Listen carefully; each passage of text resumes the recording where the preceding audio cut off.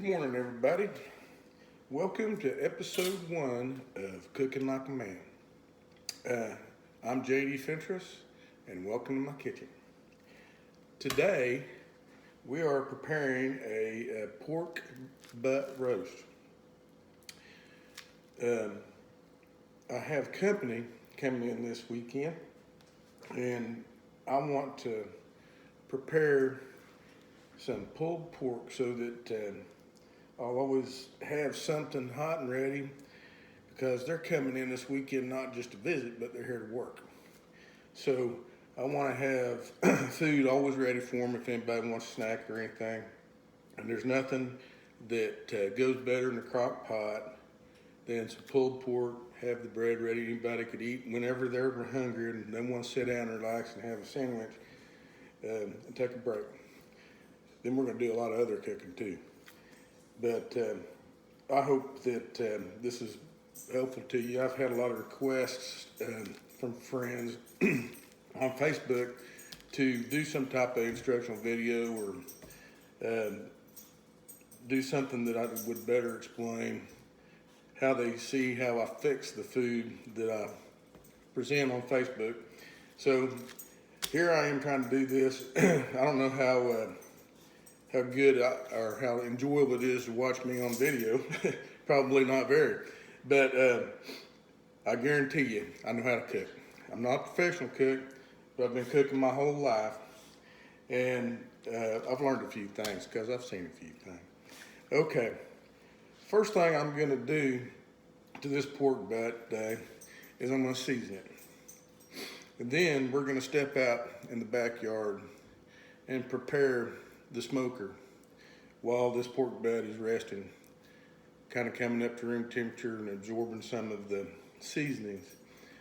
Then we're going to smoke it all day long. We'll just go out there and tend to the fire every now and then. I'm not going to worry about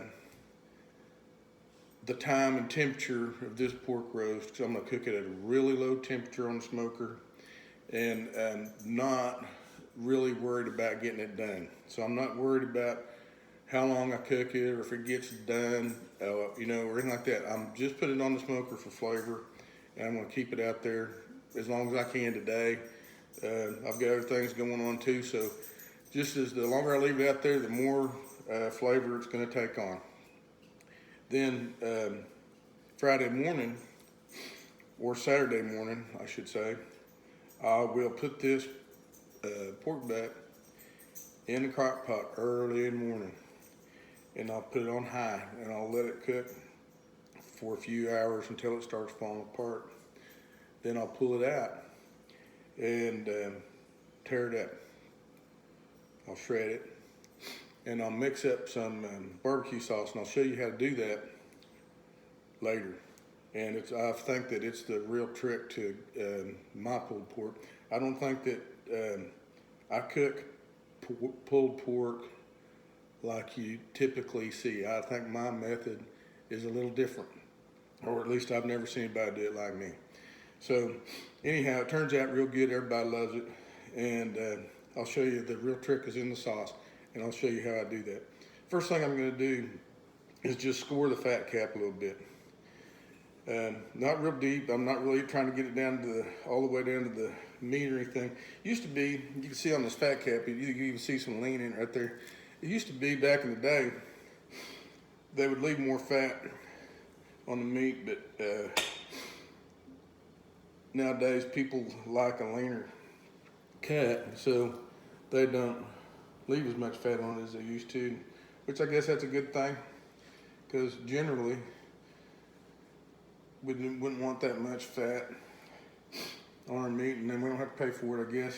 I guess we are paying for it in one way or another, but that's how people want it nowadays, so that's how butchers make it up.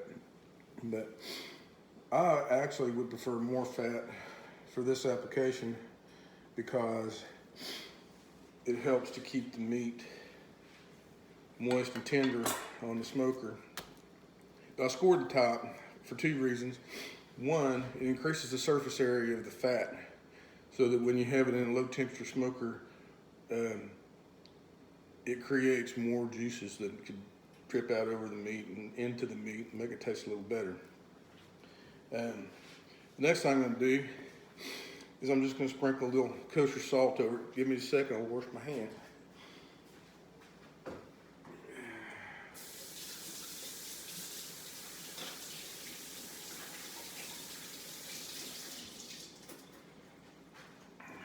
Always remember to keep your hands washed and when you're handling raw meat. Also, you may not be able to notice it on the video, but it looks like this meat's, it may look like this meat's just sitting right on the counter, but it's not. I have plastic wrap down on the counter. I put that down on there before I put the meat on there to keep the meat off, directly off my countertop, so I don't contaminate my countertop. And also, when I clean up, all I have to do is roll this saran wrap up and it's clean. That's all I have to do is wrap it up and throw it away. Wipe the counter down real quick.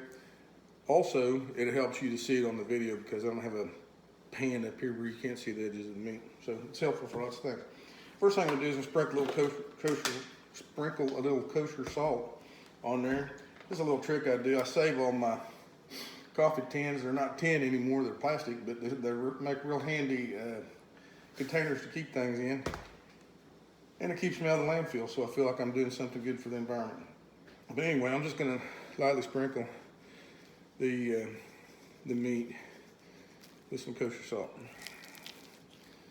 Kosher salt is about twice as salty as regular table salt, but it doesn't have any iodine in it. It's bigger, flakier pieces. It's a lot better for this application. It's really good for brining meat. I use it to cook with all the time. Just about everything when I'm cooking, I use kosher salt. Iodine in regular table salt can add kind of a metallic flavor to your food. There we go, it's all covered with some salt. I don't know if I'm supposed to do this in my first video, so I don't know. But I use Head Country barbecue rub and barbecue sauces. They're made in Oklahoma. It's made in Oklahoma. Maybe they'll sponsor me someday and I'll get some money. I don't know. But it's really good, and I figure why reinvent the wheel? This guy's won many championships for his barbecue. I've used this stuff all my life. I love it. It's actually met the original guy that started this company. I don't know if he's still around or not, but many years ago I was a butcher in my little hometown of Pahasco, Oklahoma. And he came by there selling this product and wanted us to put it up on the shelves, and we did. And that's how I got introduced to it. But it's a very famous seasoning nowadays, and you can buy it just about any Walmart, anywhere. And if you can't find it, you can always get online and buy it. They have the website. Amazon carries it. It's really good stuff. But anyway, I'm gonna really generously season this and rub in the seasoning. Just cover it real good. To tell you a little bit about myself while I'm doing this, like I said, I'm not a professional cook. I've never worked in a restaurant in my life, except for Pizza Hut when I was 16 years old for one summer. But I'm a retired pipeliner. I've traveled all over the country.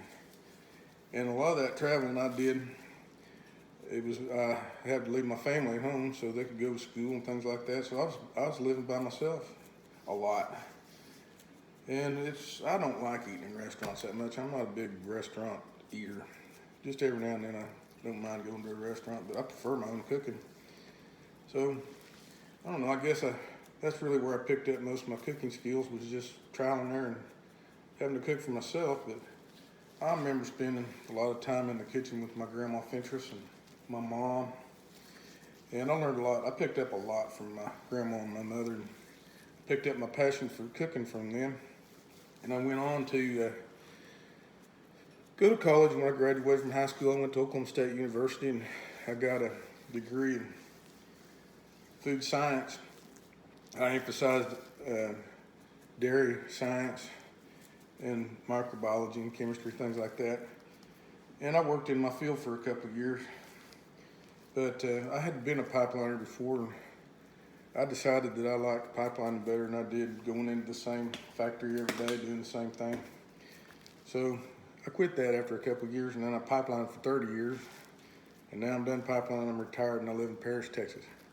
Okay, I'll catch you guys in the backyard in just a little bit. And I'll show you how I prepare my smoker, because that's important too, to have your smoker set up right so that you get a good heavy smoke and you can keep the temperature down low. So we'll take care of that, and I'll see you then.